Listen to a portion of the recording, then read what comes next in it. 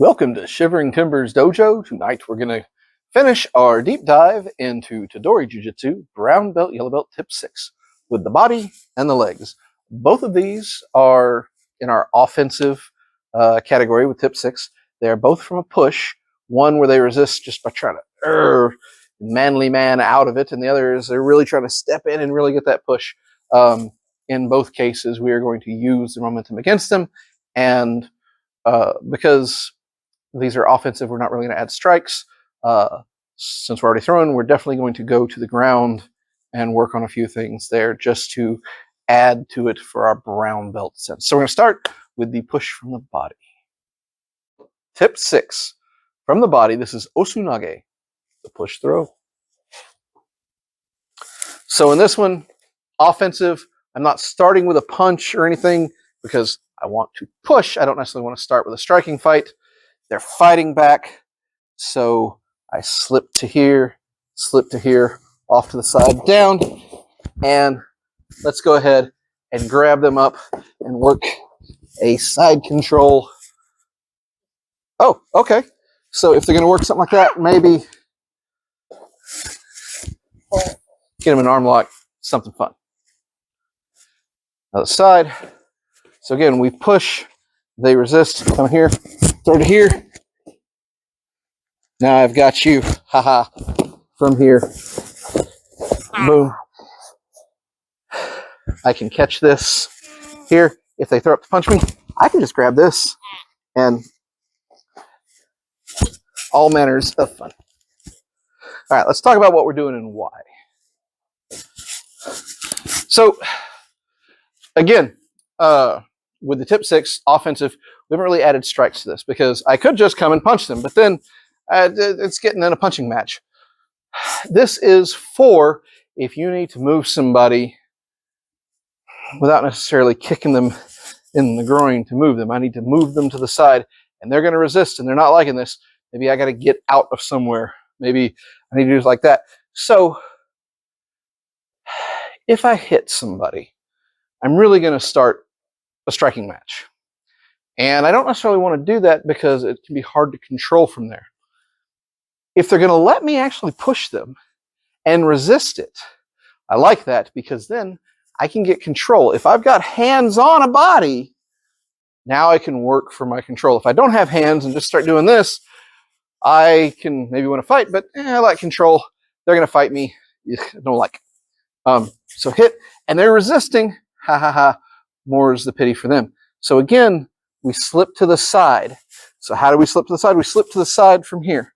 They're putting their hands down. If their hands are up trying to push you, that's still right here. It's easy to catch this because they're pushing in. And once you control the head, you control the body. It's the hand on head throw.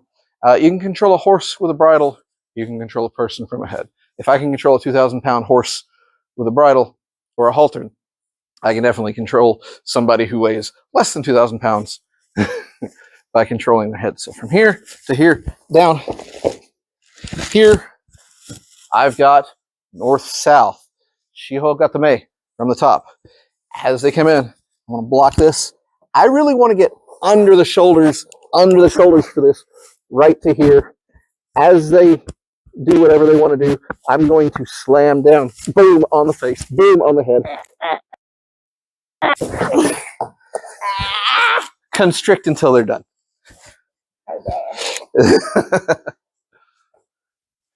And, you know, you've got lots of submissions from that position. The slamming the body onto the face is pretty solid. But, you know, lots of gi work if they're wearing a gi, stuff if they don't. You've got options from there. All right, so other side, they're pushing. Again, we slide out. We're going to lead with this hand right to there. And I've got this arm here. Now I've got it to the side. Boom. Oh. Now I've got them, you know, and I can do, okay.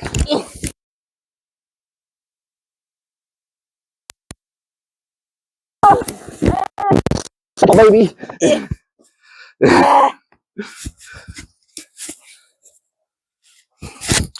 You work your side control. In judo, we have pins, and pins are more important in self-defense than you think, just because you don't always want to harm somebody. Once you've controlled them, you might just pin them until security, police, your friends, whatever can get to your situation. You don't always want to go down. So if I'm in a self-defense situation, I've got this, and I've thrown, and there's people coming at me, bye, I'm gone. I've done the throw, I get out, I'm gone. But, you know, if I have a situation where I've done this, and I need to control this person to keep them from, say, messing up other people, doing worse, you know, I could go for a submission from here. They punch, all right, fine. There's my submission, right to here, right to there. Or, barring the submission, I can literally go down here, come in here, work this side control, keep them here, and they can't do nothing but fuss until the police arrive. Ow, my jaw. Ow. That hurt. I was stuck. You are. Now remember, with enough weight, pressure, and time, a pin becomes a submission. Which is fine. Again, nothing like taking the fight out of somebody by taking away their ability to breathe. So we're pushing, we get to the side. Why do we get to the side? Because if we push from right here, again, it's kind of in the way. And they're still getting in, they're still resisting. Boom, here. Boom to there. Right to here. Again, this north-south works real well. You can throw some knees, you can throw elbows, you can be on the street, you can be mean, or you can simply pin, control them. If you're going to turn the pin into the submission from here without necessarily striking by hitting down, you can come in here and pull this tight, and just as they beat out, you get a little tighter. As they beat out, you get a little tighter. Get a little tighter, get a little tighter. Just like a python, and you remove their ability to inhale deeply. Life sucks for the person on the bottom. Aww. Now, as we all know, there's ways to get out of north-south. There's counters to everything. So be ready for that. Be ready to do the submission if you need to. But it's fairly simple. You're pushing in, you're stepping your body to the side just like this. Well, what if they resist? Well, they're already resisting the push, because the whole thing is I'm coming in and they're resisting that push. By the time I've done the throw, that the resistance was against the push. You can't really resist the push and resist the throw at the same time. If I'm really pushing and they're pushing back, boom, the throw happens fast because they're already moving forward. That's the resistance. What if they resist twice? So if I'm pushing here and they have enough time to get back and step out, they've stepped. That brings us to the very next thing that we're going to do for the legs. If they go back, though, I'm pushing here, I move to here, and they step back, fine. You know, move in, shoot in, irimi nage. You're probably going to go from there. If they go backwards, it's easy just to shoot in, knock them down. They're breaking their own kazushi. Help them with that. Tip 6. From the legs, this is the gyaku osunage. So the opposite push defense. So now I'm coming up, I'm pushing, and they're resisting, and now they step. So I can't really go this way like I did because their foot's in the way. So if they've stepped, I come to here. If they have a sleeve, I really want to grab the sleeve. If we're on the street and they don't have a sleeve, they don't have long sleeves, then simply grab to the wrist, grab to here, and throw down. I want to hold on to the arm, because if I can hold on to the arm and come to this right here, I'm going to turn the hand over here. I've got it here. This is painful, but I want to turn it over here because I want to place the palm on the mat, and I'm going to put my knee right here, just like Danzanu Sakanuki, and press until tap. You're hitting the muscle. Yeah.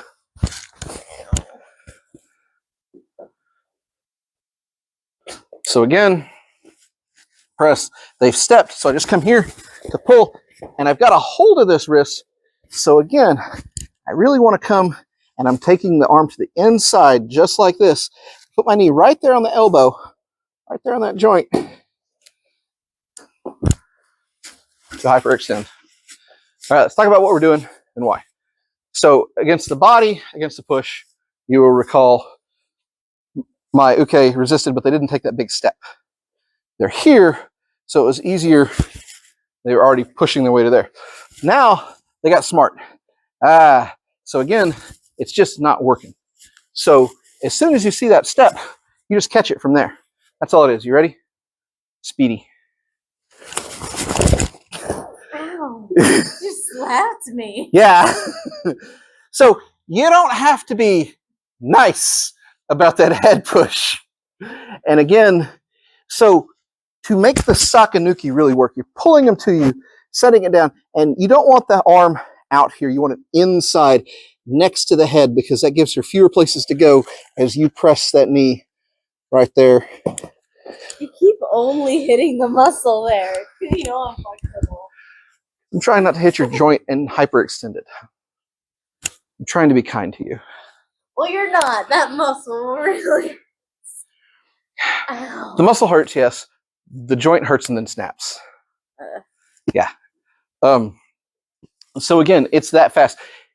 Again, I'm not going to slap you again, but yeah. So when we're pressing and they're stepping, step the other foot. So when we come here, we've caught this and it's just this nice, easy headlock. You don't have to. We talk about strikes, right? And we're not just throwing the strike. We're doing the push first. Here's our strike. Whap. Right up alongside. Cup the hand. Upside the ear. Watch them discombobulate in real time. If you don't think it works, have somebody try it on you. You don't even have a cast I can sign. You're just going to say, hey, and not be able to hear because, oh God, it's terrible. All right. So from here, you just simply cup and move and hold on to this as best you can. You can also pull them towards you to get in the position that you need to put this right down here. Right here on the elbow, you feel the little joint. Put the knee right on top. And It's right on the ground. now, if they're very flexible, as you press this down, press down here, pull up on the wrist. As you push here, pretend it's a slot machine and go for 777s, baby. No. Again, everything we do is to try to keep our partner safe. We want to train with our partner for many years. We want them to become good. We want them to keep training. But on the street, we don't have to be nice. So again, from here to this. I dropped the hand. I don't have sakanuki. Fine. Work your side controls. Work your groundwork, just like before. If you don't hold on, you have a little less control. So get down there and get on there. Once again, in a self-defense situation, you don't always want to go to the ground. Sometimes you need to throw, you need to push, you need to throw, you need to get out the AO because there's people on the way and you need to scram. That's fine. If you throw them, they're going to have a hard time getting up and punching you when you've got a head start. Yay, head starts. But if you do need to go to the ground, you do need to control this person, something's not right. And this is a good one to use your pins on if they're belligerent, but if they're drunk, you don't want to hurt them. So I got drunky here and they're stepping in. They're stepping in to resist there. So from here, I grab this, I step in.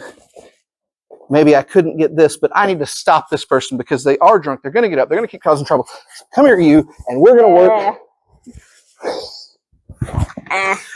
We're going to work our top control. We're going to work our pins. We're going to hold them until help arrives because if we try to submit them, we're going to have to break them because they're just not feeling the pain because they're drunk. So use your pins for that. Otherwise, this Sakanuki is a good pin. They end just like Sakanuki. So they step here, boom, right to there, because you can pull this thing and get them off balance and right to here. Now, if she tries to move and sit up and do things, I can punish that real quick. I don't have to play next. So, you're a brown belt now. You're practicing your brown belt. Use your judgment what you need for the move.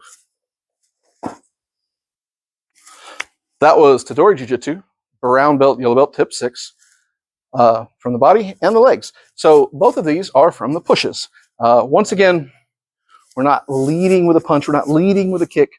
We're leading with a push, and they're resisting, as you might expect them to resist. It's a setup. It's a trap. We've trapped them into resisting, pushing their weight forward, breaking their own kazushi, so we can throw them down easily. Absolutely work on these with resistance. Work on them with trying to push forward and then trying to push back real quick. You will find that you can get the grab and the move faster than they can switch directions in their kazushi if they've really pushed forward at you. And if they step, it's all over but the crying because they've already come here. Even if they come here, you've got this. Be gentle with this strike upside the head. You don't have to. You can literally just pull. But if you need a little extra encouragement, don't be afraid to give them a little love. If you still don't like these, well, come on into class. We'll show you why they work. Everybody else, y'all stay safe. Thanks.